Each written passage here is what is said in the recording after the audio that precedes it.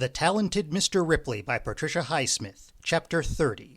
The worst sign of all was that Roverini, whose messages had been so friendly and explicit up to now, sent him nothing at all in regard to the suitcases and canvases having been found in Venice. Tom spent a sleepless night and then a day of pacing his house while he tried to finish the endless little chores pertaining to his departure, paying Anna and Ugo, paying various tradesmen. Tom expected the police to come knocking on his door at any hour of the day or night. The contrast between his tranquil self-confidence of 5 days ago and his present apprehension almost tore him apart. He could neither sleep nor eat nor sit still. The irony of Anna and Ugo's commiseration with him, and also of the telephone calls from his friends asking him if he had any ideas as to what might have happened in view of the finding of the suitcases, seemed more than he could bear. Ironic, too, that he could let them know that he was upset, pessimistic, desperate even, and they thought nothing of it. They thought it was perfectly normal because Dickie, after all, might have been murdered. Everybody considered it very significant that all Dickie's possessions had been in the suitcases in Venice, down to his shaving kit and comb. Then there was the matter of the will. Mr. Greenleaf would get it day after tomorrow. By that time, they might know that the fingerprints were not Dickie's. By that time, they might have intercepted the Hellenis and taken his own fingerprints. If they discovered that the will was a forgery too, they would have no mercy on him. Both murders would come out as naturally as ABC.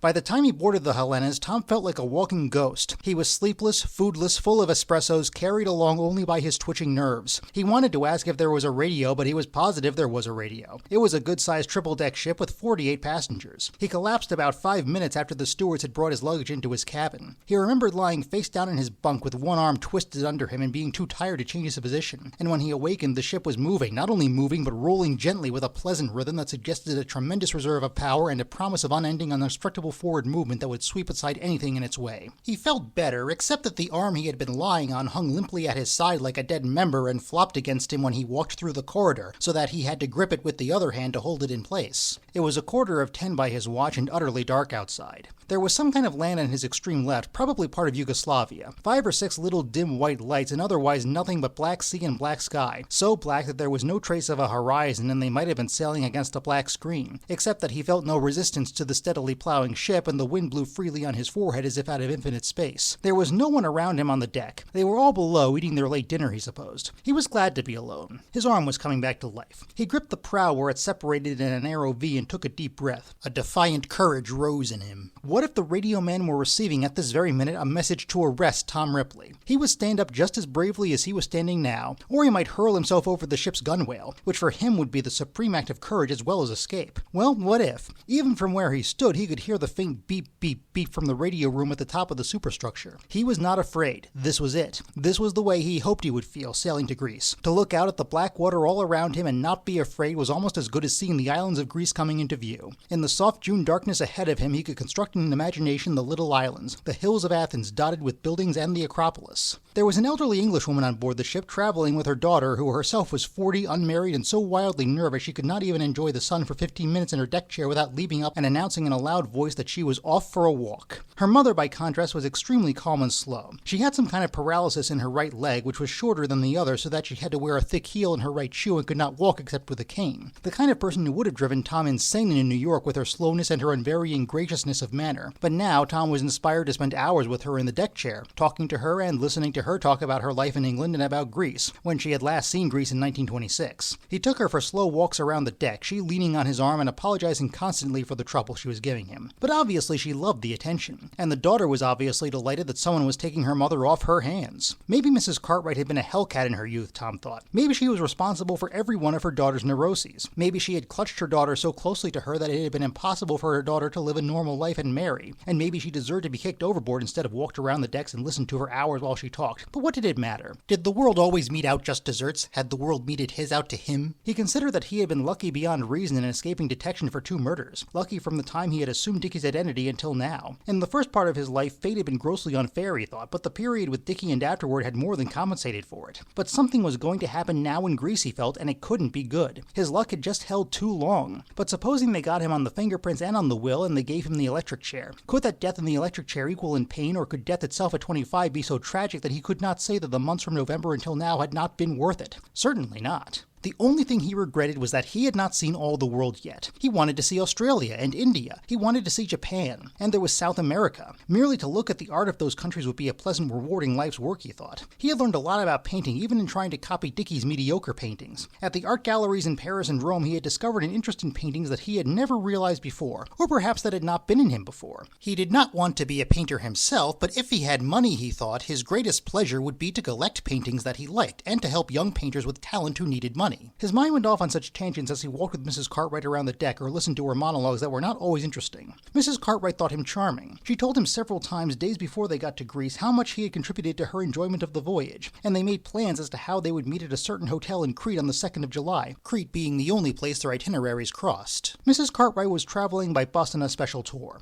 Tom acquiesced to all her suggestions, though he never expected to see her again once they got off the ship. He imagined himself seized at once and taken on board another ship or perhaps a plane back to Italy. No radio messages had come about him that he knew of, but would they necessarily inform him if any had come? The ship's paper, a little one-page mimeographed sheet that appeared every evening at each place on the dinner tables, was entirely concerned with international political news and would not have contained anything about the Greenleaf case, even if something important had happened. During the 10-day voyage, Tom lived in a peculiar atmosphere of doom and of heroic unselfish courage. He imagined strange things, Mrs. Cartwright's daughter falling overboard and he jumping after her and saving her, or fighting through the waters of a ruptured bulkhead to close the breach with his own body. He felt possessed of a preternatural strength and fearlessness. When the boat approached the mainland of Greece, Tom was standing at the rail with Mrs. Cartwright. She was telling him how the port of Piraeus had changed in appearance since she had seen it last, and Tom was not interested at all in the changes. It existed, that was all that mattered to him. It wasn't a mirage ahead of him, it was a solid hill that he could walk on, with buildings that he could touch if he got that far. The police were waiting on the dock. He saw 4 of them, standing with folded arms looking up at the ship. Tom helped Mrs. Cartwright to the very last, boosted her gently over the curb at the end of the gangplank, and said a smiling goodbye to her and her daughter. He had to wait under the R's and they under the C's to receive their luggage, and the 2 Cartwrights were leaving right away for Athens on their special bus. With Mrs. Cartwright's kiss still warm and slightly moist on his cheek, Tom turned and walked slowly toward the policeman. No fuss, he thought, he'd just tell them himself who he was. There was a big newsstand behind the policeman, and he thought of buying a paper. Perhaps they would let him. The policeman stared back at him from over their folded arms as he approached them. They wore black uniforms and visored caps. Tom smiled at them faintly. One of them touched his cap and stepped aside, but the others did not close in. Now Tom was practically between 2 of them, right in front of the newsstand, and the policemen were staring forward again, paying no attention to him at all. Tom looked over the array of papers in front of him, feeling dazed and faint. His hand moved automatically to take a familiar paper of Rome. It was only 3 days old. He pulled some lira out of his pocket, realized suddenly that he had no Greek money, but the newsdealer accepted the lira as readily as if he were in Italy, and even gave him back change in lira.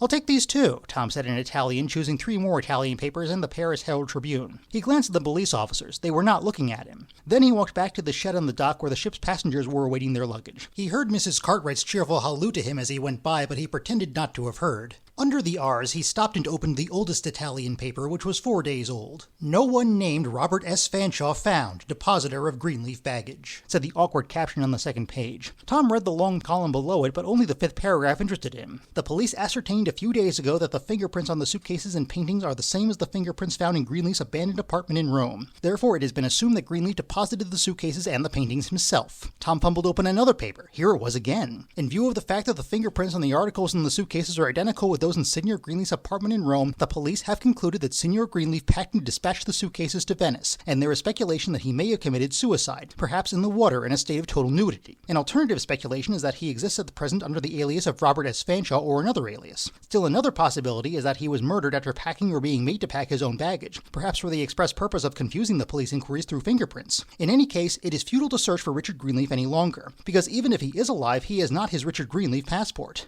Tom felt shaky and lightheaded. The glare of sunlight under the edge of the roof hurt his eyes. Automatically, he followed the porter with his luggage toward the customs counter and tried to realize as he stared down at his open suitcase that the inspector was hastily examining exactly what the news meant. It meant that he was not suspected at all. It meant that the fingerprints really had guaranteed his innocence. It meant not only that he was not going to jail and not going to die, but that he was not suspected at all. He was free, except for the will. Tom boarded the bus for Athens. One of his table companions was sitting next to him, but he gave no sign of greeting and couldn't have answered anything if the man had spoken to him. There would be a letter concerning the will at the American Express in Athens, Tom was sure. Mr. Greenleaf had had plenty of time to reply. Perhaps he had put his lawyers onto it right away, and there would be only a polite negative reply in Athens from a lawyer, and maybe the next message would come from the American police, saying that he was answerable for forgery. Maybe both messages were awaiting him at the American Express. The will could undo it all. Tom looked out of the window at the primitive dry landscape. Nothing was registering on him. Maybe the Greek police were waiting for him at the the American Express. Maybe the foreman he had seen had not been police, but some kind of soldiers. The bus stopped. Tom got out, corralled his luggage, and found a taxi.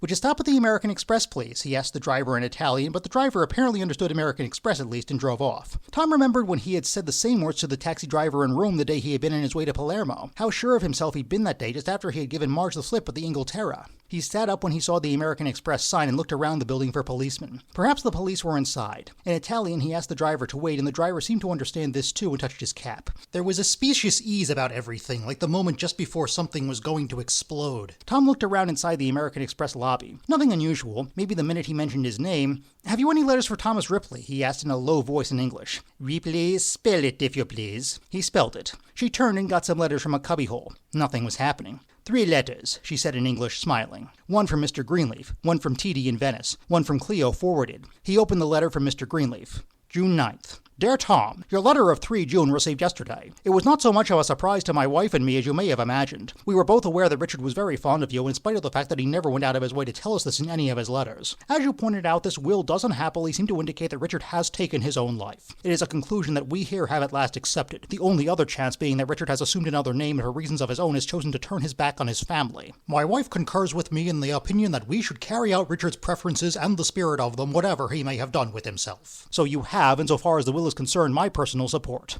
I have put your photostat copy into the hands of my lawyers, who will keep you informed as to their progress in making over Richard's trust fund and other properties to you. Once more, thank you for your assistance when I was overseas. Let us hear from you. With best wishes, Herbert Greenleaf." Was it a joke? But the burnt Greenleaf letter paper in his hand felt authentic, thick and slightly pebbled, and the letterhead engraved. And besides, Mr. Greenleaf wouldn't joke like this, not in a million years. Tom walked onto his waiting taxi. It was no joke, it was his. Dickie's money and his freedom. And the freedom, like everything else, seemed combined. His and Dickie's combined. He could have a house in Europe and a house in America too if he chose. The money for the house in Montebello was still waiting to be claimed, he thought suddenly, and he supposed he should send that to the Greenleaf since Dickie put it up for sale before he wrote the will. He smiled, thinking of Mrs. Cartwright. He must take her a big box of orchids when he met her in Crete, if they had any orchids in Crete. He tried to imagine landing in Crete. The long island peaked with the dry, jagged lips of craters, the little bustle of excitement on the pier as his boat moved into the harbor, the small boy porters avid for his luggage and his tips, and he would have plenty to tip them with, plenty for everything and everybody. He saw 4 motionless figures standing on the imaginary pier, the figures of Cretan policemen waiting for him, patiently waiting with folded arms. He grew suddenly tense and his vision vanished. Was he going to see policemen waiting for him on every pier that he ever approached? In Alexandria, Istanbul, Bombay, Rio. No use thinking about that. He pulled his shoulders back. No use spoiling his trip worrying about imaginary policemen. Even if there were policemen on the pier, it wouldn't necessarily mean, "Adonda, adonda," the taxi driver was saying, trying to speak Italian for him. "To a hotel, please," Tom said. "Imiglio Bergo, Imiglio, Imiglio."